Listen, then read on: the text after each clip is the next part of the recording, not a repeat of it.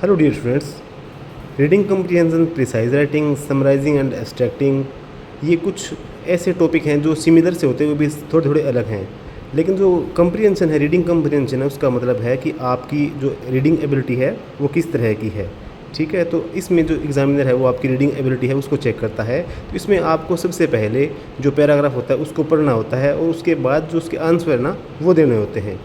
लेकिन क्या है कि कम टाइम के अंदर हमें अगर इस तरह की चीज़ों को करना हो तो सबसे पहले हमें उसके ऊपर क्वेश्चंस है वो पढ़ने चाहिए।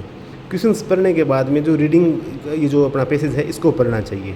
लेकिन हर एक जो स्टूडेंट है उसकी एबिलिटी अलग अलग होती है। कुछ लोग तो पहले पैसेज पढ़ते हैं, कुछ लोग पहले क्वेश्चन पढ़ते हैं। तो एसएससी बैंकिंग के अंदर ये जो टॉपिक है ये बड़ा ट्रेंडिंग रहता है। इसके लिए आपको रेगुलर वे में अपनी जो वोकैबुलरी है उसको इंक्रीज़ करना पड़ता है। तो जो पैसेज है ये देखिए, in 1837 19 year old Victorian ascended to the English throne.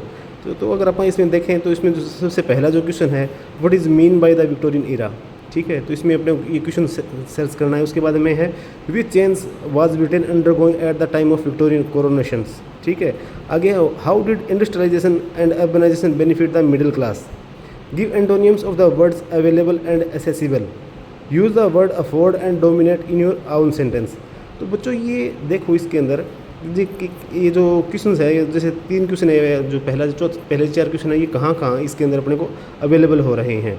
ठीक है, अगर अपन देखें तो एंड ये जो है she was the rule for the next 64 years and that period has come to associated with her name the Victorian era. ठीक है, समझ गए ना।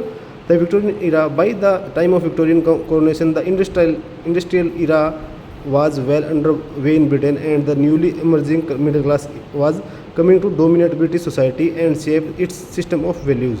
तो देखिए बच्चों कि ये जो पहला, दूसरा, तीसरा क्वेश्चन है ना, इनके मोस्टली जो क्वेश्चन होते हैं ना, आंसर होते हैं वो पहले 3 से 4 लाइनों में मिल जाते हैं।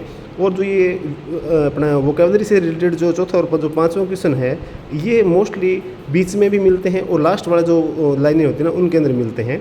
तो ये कम टाइम के अंदर मैंने ये आपको थोड़ा समझाने की कोशिश की है। तो आपको अच्छी तरह से देखना है भाई किस तरह से आपको क्वेश्चन है वो देखने हैं। अगर जब आप क्वेश्चन पढ़ोगे तो आपको जो आंसर आपको ऊपर से पहले से 3 से 4 लाइनों में मिल जाएगा, वरना आपको 20 वाली लाइनों में मिल जाएगा। इसके लिए आपको बार बार प्रैक्टिस है वो करनी पड़ेगी।